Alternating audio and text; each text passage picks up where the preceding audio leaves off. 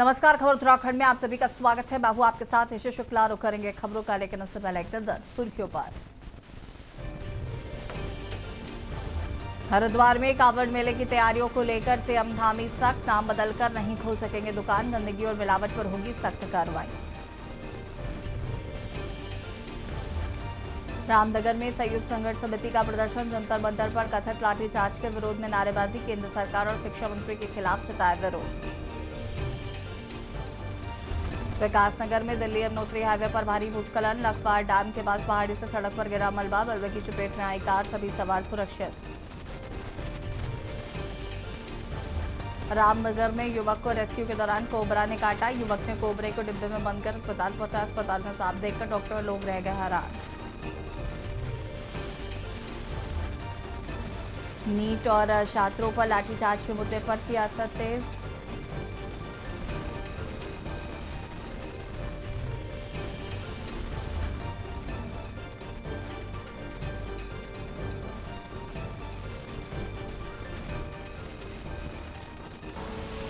आप देख रहे हैं के न्यूज, खबरों का सारथी।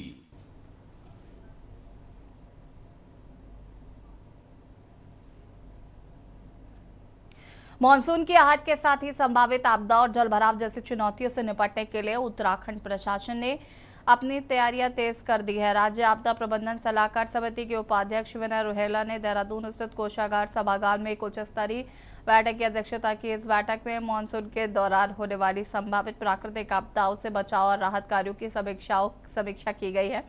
बैठक के दौरान उपाध्यक्ष विनय रोहेला ने सभी संबंधित विभागीय अधिकारियों को 24 घंटे सतर्क रहने और जिला नियंत्रण कक्षों को पूर्ण रूप से सक्रिय रखने के कड़े निर्देश दिए।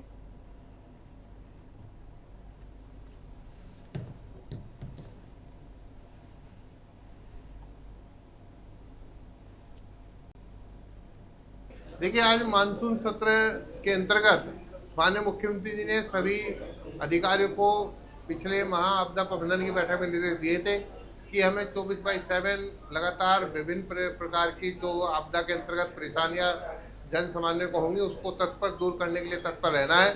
उसी के क्रम में आज जिला आपदा प्राधिकरण की बैठक आज अपने जिलाधिकारी कार्यालय के अंतर्गत की गई है और इस बैठक के अंतर्गत सभी विभागों के द्वारा अपना अपना प्रस्तुतिकरण किया। वो लोग उन्होंने आपदा के दृष्टिकोण से क्या काम किया है, जैसे वन विभाग है, वन विभाग ने रास्तों को ठीक किया है, जो पानी की निकासी उसको सही किया है, जो पेड़ खराब हो रहे हैं उनको टूट रहे हैं उनको चिन्हित किया है, उनको कटवाने का कार्य भी जल्दी जल्दी किया है।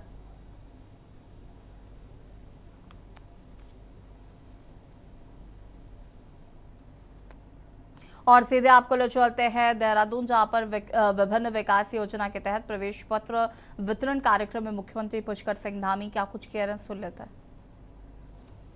तो भूमि हमारी राज्य की है, जहां अनेक ऋषियों ने, मुनियों ने, तपस्वियों ने, शंकराचार्यों ने, अनेक योगाचार्यों ने इस भूमि का चयन किया और ये ऐसी भूमि है जिसको हमारे प्रधानमंत्री जी के मार्गदर्शन में हम विश्व की आध्यात्मिक राजधानी बनाना चाहते हैं कि पूरे वर्ल्ड की कैपिटल, स्पिरिचुअल कैपिटल, और उस दिशा में हम काम कर रहे हैं। हम दोनों ही मंडल में, कुमाऊं मंडल में, गढ़वाल मंडल में एक एक स्पिरिचुअल जोन बनाने की दिशा में भी काम कर रहे हैं और उसमें बहुत संभावनाएं हैं, जिसकी आज BOCW ने शुरुआत श्रमिक भाइयों के लिए की है, उनके बच्चों के लिए की है। इसके अतिरिक्त बहुत शानदार कार्यक्रम जो मुख्यमंत्री श्रमिक स्वास्थ्य परीक्षण योजना, इसके अंतर्गत आज 2 मेडिकल बैंस का शुभारंभ जा रहा है। इस कार्यक्रम के बाद शुभारंभ होगा, अभी आने से पहले मैंने उसको देखा है। तो 40 प्रकार की जांचें वहां पर होने वाली और सबसे बड़ी बात है कि पेपरलेस होने वाली। ये बहुत नई शुरुआत है, अच्छी शुरुआत है। इसके लिए मैं आप सबकी बहुत सराहना करता हूं। और इन मेडिकल बैंस के माध्यम से, जिसमें विशेष स्वास्थ्य दल होगा, दूरस्थ एवं पर्वतीय क्षेत्रों तक पहुंचकर श्रमिक भाई बहनों को उनके क्षेत्र में ही बेहतर स्वास्थ्य सुविधाएं उपलब्ध हो पाएंगी। आसानी से उनका परीक्षण हो पाएगा, आसानी से उनको ट्रीटमेंट मिल पाएगा। और अगर सामान्य कोई बीमारी है या कोई परेशानी है तो वो वहीं पर समाधान भी होगा। 2 डॉक्टर भी थे, मैंने उनसे दीप्ति और दोनों से बात भी की थी वहाँ पर अभी।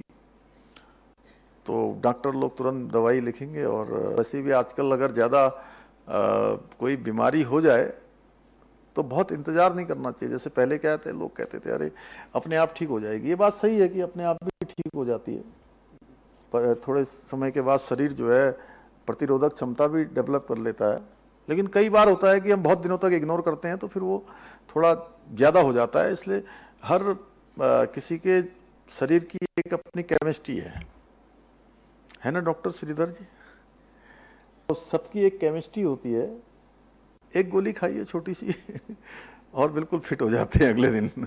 अच्छी नींद आ जाती है और जो है पहले जैसा स्वास्थ्य हो जाता है। और बहुत दिनों तक वेट करते हैं तो लोग परेशानी, कहीं गले में खराश हो रही है, कहीं हाथ में दर्द हो रहा है, कहीं पेट में दर्द हो रहा है, कहीं और हो रहा है। मैं कोई डॉक्टर नहीं हूँ, लेकिन जो मैंने अनुभव किया है उसके आधार पर कह रहा हूँ। तो उस दिशा में हमारे श्रमिक भाइयों को बहुत सुविधा इस योजना से की। और इस मोर्टिकल बेंच में एक्सरे है, ईसीजी है और 44 प्रकार की जांचें निःशुल्क होंगी। और उसके अतिरिक्त अगर कहीं उनको हायर सेंटर भेजा जाना है तो उसका भी प्रावधान है, अन्य जगह पर भी बात हो जाएगी। अच्छा होगा कि सबसे पहले जो है डायग्नोस हो जाएगा चीज़ें। और कई बार डायग्नोस नहीं होने के कारण से मर्ज बढ़ता जाता है। और वैसे भी कहा गया ऋण और रोग इसको जो है बढ़ने नहीं देना चाहिए, हमारे शास्त्रों में भी कहा गया है। क्यों प्रोफेसर साहब, ऐसा है ना? तो साथ ही इसमें टेली कंसल्टेशन का माध्यम से विशेषज्ञ डॉक्टरों की सलाह भी मिलेगी और जांच के बाद 3 महीने तक उनके स्वास्थ्य की रेगुलर नियमित रूप से मॉनिटरिंग भी की जाएगी। शुरुआत आज 2 जनपदों से हो ही रही है। पौड़ी और चंपावत जनपद में आज ये बेंच जा रही हैं और उसके बाद सभी जगह पर 15 बेंच की इन्होंने व्यवस्था की है, जैसा मुझे बताया है। सभी जनपदों में जाएगी और उसके बाद ये बड़े बड़े कैंप, इन सभी के एक तरह इंटीग्रेटेड कैंप जो है लगाए जाएंगे, हर जनपद में लगाए जाएंगे। उनको विस्तारित किया जाएगा, अधिक से अधिक लोग इससे लाभान्वित हो। भाइयों बहनों, मुझे ये बताते हुए अत्यंत प्रसन्नता हो रही है कि आज योग एवं वेलनेस आरोग्य योजना के अंतर्गत 30 चयनित बच्चों को प्रवेश पत्र भी आज यहाँ पर प्रदान किए जा रहे हैं। और इसके माध्यम से प्रदेश भर से कुल चयनित 210 विद्यार्थी इससे लाभान्वित होंगे। इसके अलावा तकनीकी शिक्षण प्राप्त 70 युवाओं को भी प्रशिक्षण पूर्ण होने के बाद रोजगार से जोड़ने की व्यवस्था की गई। मुझे पूरा विश्वास है कि ये सभी योजनाएं श्रमिक परिवारों के जीवन में सकारात्मक बदलाव लाने के साथ साथ उन्हें शिक्षा, स्वास्थ्य, सम्मान और सामाजिक सुरक्षा को भी बहुत मजबूती प्रदान करेंगे, बहुत उनके आत्मविश्वास को बढ़ाएंगे, उनके बच्चों के भविष्य को बनाने में बहुत मददगार साबित होंगे। क्योंकि हम ये केवल औपचारिक रूप से नहीं लागू कर रहे हैं, इन योजनाओं के पीछे हमारा उद्देश्य है कि वो बच्चे भी राष्ट्र के निर्माण में, समाज के निर्माण में, स्वयं के व्यक्तित्व के निर्माण में आगे बढ़ चढ़कर आएं और विकसित भारत के संकल्प को पूरा करने में वो भी सहभागी बने। भाइयों बहनों, चाहे विकास का कोई भी कार्य हो, भवन है, पुल है, सड़क है, विद्यालय है, अस्पताल है या कोई पेयजल योजना, कोई और दूसरा इंफ्रास्ट्रक्चर है, कोई भी परियोजना है, इन सब के पीछे हमारे श्रमिक भाई बहनों का बहुत अथक परिश्रम होता है, उनका समर्पण होता है और पसीना ही वो मजबूत नींव है जिस पर विकास की इमारत खड़ी होती है।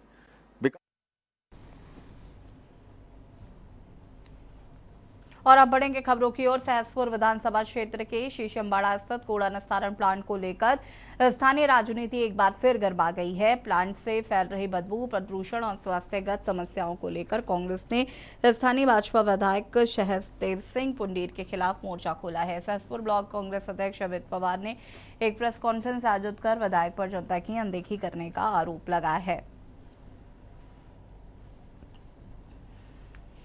आज की प्रेस वार्ता में हमारे सम्मानित जिला कांग्रेस कमेटी के उपाध्यक्ष भाई सुंदर थापा जी, सहसपुर विधानसभा के प्रभारी श्री संजय कुमार जी, आज का मुख्य विषय हमारा शीशमबाड़ा मुद्दे को लेकर है।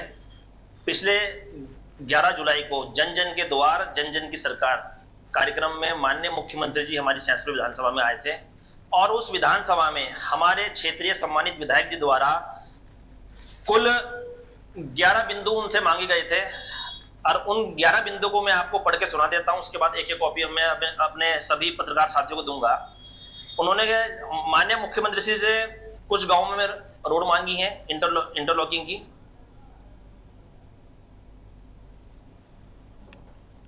देहरादून में पिछले कई दिनों से हो रहे लगातार भारी बारिश ने शहर की व्यवस्थाओं की पोल खोलकर रख दी है। बारिश के बाद सड़कों की हालत ऐसी हो गई है मानो सड़कें नहीं बल्कि नदियां बह रही हो। पानी निकासी की बात करें तो शहर का ड्रेनेज सिस्टम पूरी तरीके से फेल नजर आ रहा है। नालियों और सीवर की समय पर सफाई न होने से सड़कों पर पानी भर रहा है, जिससे कि आम जनता को भारी परेशानियों का सामना करना पड़ रहा है।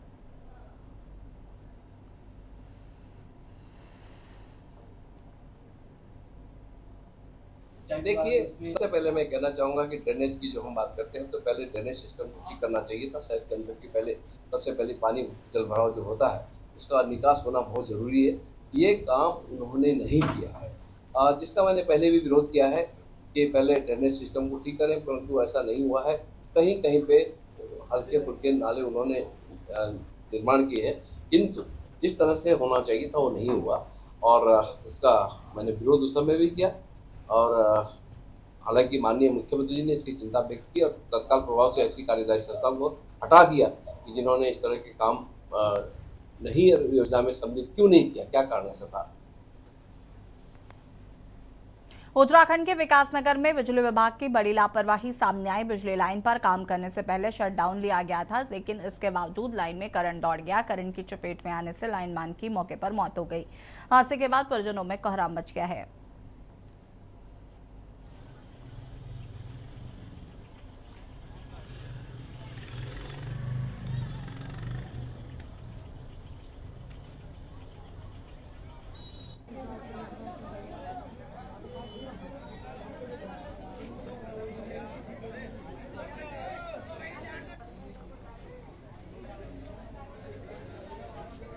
और यहाँ रुकेंगे छोटे से ब्रेक के लिए, जो हाजिर होता है।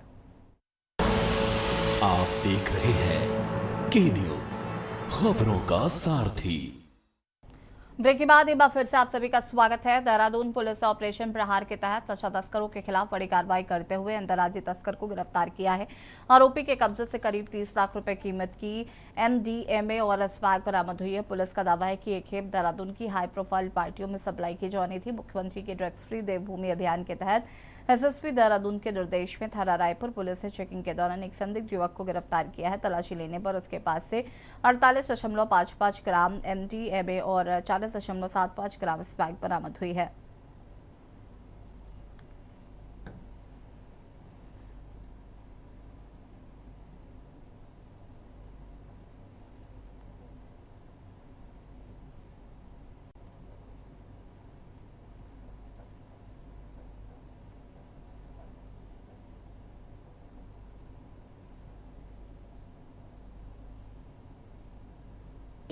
पुत्र नाजीर नाम का ये व्यक्ति है, जिसके द्वारा जो है लगभग 48.55 ग्राम MDMA वो उसने बताया है। अल्कलाइड सब्सटेंस उसके अंदर है, ये हमने जांच की है। और 40.75 ग्राम स्मैक जो है लेके आ रहा था। इसके द्वारा बताया गया है कि ये सहारनपुर से लेके आ रहा था और धन्नू नामक व्यक्ति को जो है यहाँ पे इसको सप्लाई करनी थी। रायपुर पुलिस द्वारा दौरान चेकिंग जो है इसको जो है गिरफ्तार किया गया है और इसके से रिकवरी हुई है। इसमें जो है मुकदमा पंजीकृत कर लिया गया है और अब अग्रिम विवेचनात्मक कार्रवाई की जा रही है। राजधानी देहरादून के पटेल नगर थाना क्षेत्र से हत्या का सनसनीखेज मामला सामने आया है। यहां पर 48 वर्षीय दीपक गुप्ता की गला रेतकर बेरहमी से हत्या की गई।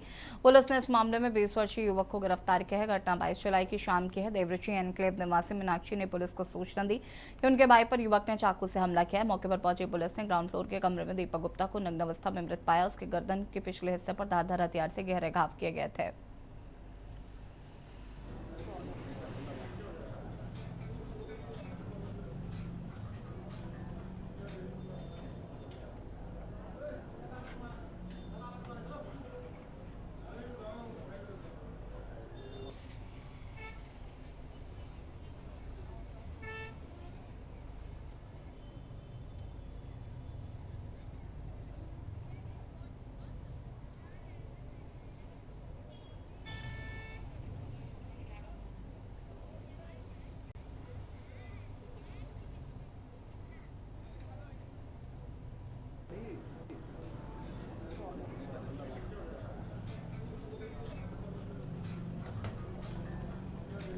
एक महिला के द्वारा सूचना दी गई कि उसके भाई के घर पे कुछ घटना हो गई है, तो इसमें तुरंत ही थाना पटेल नगर से टीम मौके पर पहुंची। तो यहाँ पे जो दीपक गुप्ता नाम के व्यक्ति जिनकी उम्र 48 वर्ष है, तो वो अपने घर पे गिरे हुए थे। तो दरवाज़ा खोला तो घर परिजनों ने एक व्यक्ति को रोका हुआ भी था। तो संदिग्धता देखते हुए जो व्यक्ति है उसको मौके से हिरासत में ले लिया गया और थाने ले जाया गया, जहाँ से पूछताछ की जा रही है। मौके पर जो दीपक गुप्ता जी हैं जिनकी वो अपने कमरे में गिरे हुए थे, उन पर चाकू के घाव के निशान है। तो मौके पर FSL की टीम को बुला दिया गया है, जिनके द्वारा भी क्राइम सीन इंस्पेक्शन किया जा रहा है। जो भी है संदिग्ध व्यक्ति से पूछताछ की जा रही है। जो भी तथ्य होंगे CCTV फुटेज वगैरह खंगाली जा रही है।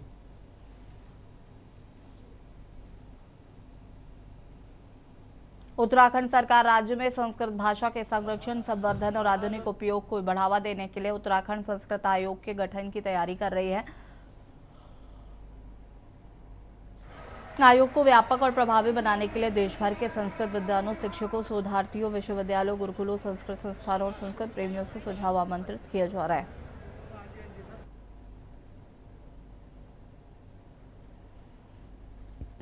सरकार का निर्णय है उसका हम स्वागत करते हैं। संस्कृत हमारी द्वितीय राजभाषा है और हमारी बहुत ही पुरानी भाषा है और सारी भाषाओं की उत्पत्ति ही संस्कृत से हुई है। और संस्कृत के संवर्धन के लिए, संस्कृत को आगे बढ़ाने के लिए, आम जन की भाषा बनाने के लिए माननीय मुख्यमंत्री जी ने बहुत प्रयास किए हैं, क्योंकि वेदों की भाषा है और जितने लिपियों की उत्पत्ति का स्रोत भी संस्कृत ही है। और हम लोगों की अपनी भाषा भी बहुत सी संस्कृत के शब्द हम उपयोग में लाते हैं, चाहे हम गढ़वाली बोले, कुमाऊनी बोले, जौनसारी बोले, उसमें भी संस्कृत का समावेश है।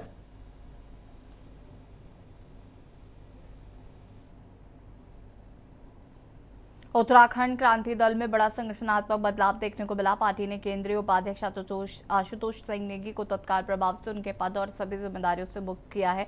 इसके साथ ही सेवानिवृत्त कैप्टन राकेश धानी को अनुशासनहीनता के आरोप में 6 साल के लिए पार्टी से निष्कासित किया गया। केंद्रीय अध्यक्ष के निर्देश और शीर्ष नेतृत्व के निर्णय के बाद केंद्रीय महामंत्री एवं केंद्रीय कार्यालय प्रभारी देवचंद उत्तराखंडी ने यह आदेश जारी किया। हालांकि पार्टी ने आशुतोष नेगी के अब तक के योगदान की सराहना भी की है।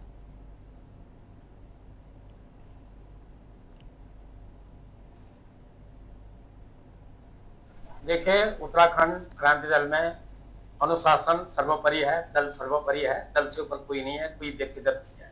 और आप जो अभी कह रहे हैं कि एक को पदमुक्त कर दिया, एक को बाहर का रास्ता दिखा दिया, निस्संदेह बाहर का रास्ता दिखाने वाली बात आपकी सही है, लेकिन पदमुक्त करने वाली बात जहां तक है, उन्होंने स्वयं इस बात का एहसास किया था कि वो रायपुर से भावी प्रत्याशी या संभावित प्रत्याशी हो सकते हैं। तो क्षेत्र में काम करने के लिए उन्होंने अपना जो उनका प्रभार था उसको कम करने के लिए उन्होंने आशा व्यक्त की थी।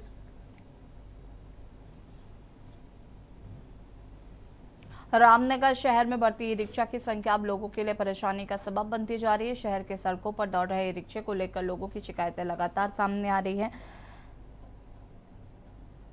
स्थानीय लोगों का कहना है कि रामनगर में करीब 300 से ज्यादा ई-रिक्शा संचालित हो रहे हैं, जिनमें कई रिक्शा चालक बाहरी क्षेत्रों से आकर यहां वाहन चला रहे हैं। लोगों का आरोप है कि इनमें से कई चालकों का पुलिस सत्यापन भी नहीं हुआ है। ऐसे में लोगों ने प्रशासन से मांग की है कि रामनगर में रिक्शा चलाने वाले सभी बाहरी चालकों को सत्यापन कराया जाए।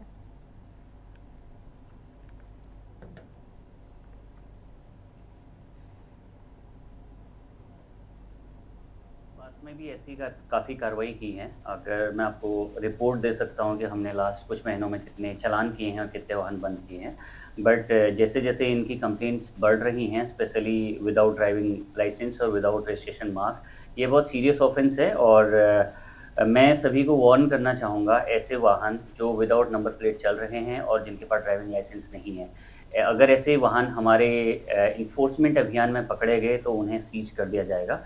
और जब तक इनकी सारे कागजी कार्रवाई या जो भी दस्तावेज इसके लिए चाहिए होते हैं, फॉर्मेलिटीज़ पूरी नहीं होती, तब तक वाहन को छोड़ा नहीं जाएगा।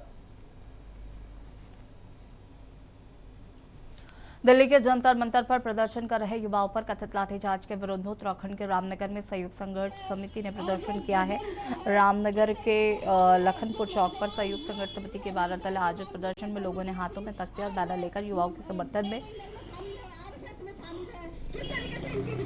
नारेबाजी की है।